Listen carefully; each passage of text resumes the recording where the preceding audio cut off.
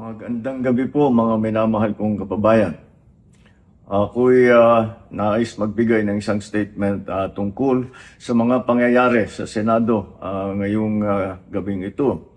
Mga 2 oras kalahati ko na minomonitor ang sitwasyon.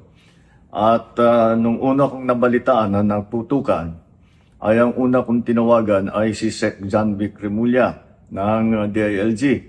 At tinanong ko, magpa-report ka sa mga pulis na nandun na kung may nangyari, kung meron silang ginawa. At tapos ang sunod na tawag ko naman ay sa NBI. At tinanong ko sa mga NBI at kay Director Matibag, kayo ba ay pumasok sa Senado? Sabi niya, wala kang instruction. Ang sabi sa akin, wala kang instruction, sir. Kaya ba't namin gagawin yun? Kaya masasabi ko sa ating mga kababayan, yung nakikita po ninyo na naka-uniforme sa loob, sa mga sa news, ang mga naka-uniforme doon, 2 klase. Yung PNP, police, na naka-duty sa Senado. Nandoon sila para bantayan ng Senado, para mag-crowd control, para mag-secure ang Senado. Yung isa pang may hawak na naka-uniforme ay yung Marines, may Marine Detachment na nandun talaga sa Senado, tiga dun sila. Ang trabaho din nila is secure ang Senado at magbigay ng yung nakikita ninyong honor guard. Yan lang ang sundalo o pulis na nasa loob, tiga doon ang nandun. Yung isa pang nakita ninyong grupo na kasibilyan, at may hawak na mga mahaba, mga usayon, yun naman sa Sergeant at Arms ng Senado. So lahat ng nakikita ninyong naka-uniforme o naka-armado ay nandun, ay tiga doon. Nandun sila talaga, doon sila nagjo-duty.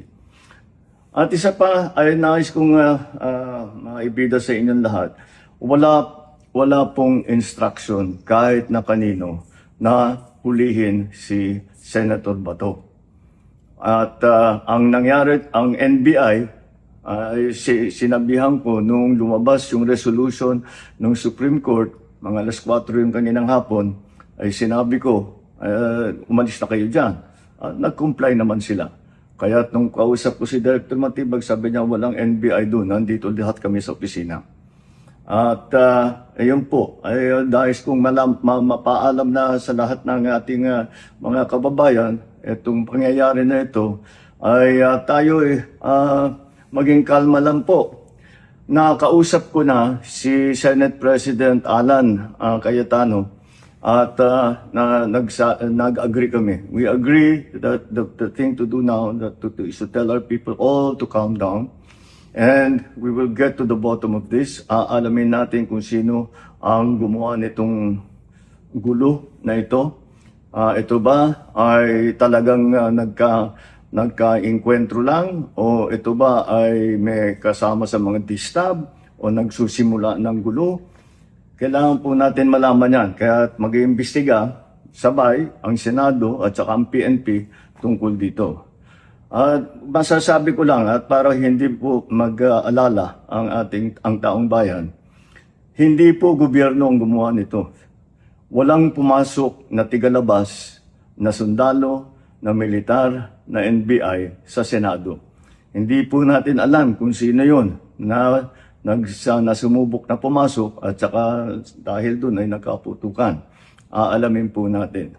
At kinukuha po natin, kinukulikta natin ngayon lahat ng ebidensya na nandiyan. Maraming salamat po. Kalma lang po. Asahan ninyo yung gobyerno po ninyo. Hindi gagawin ito.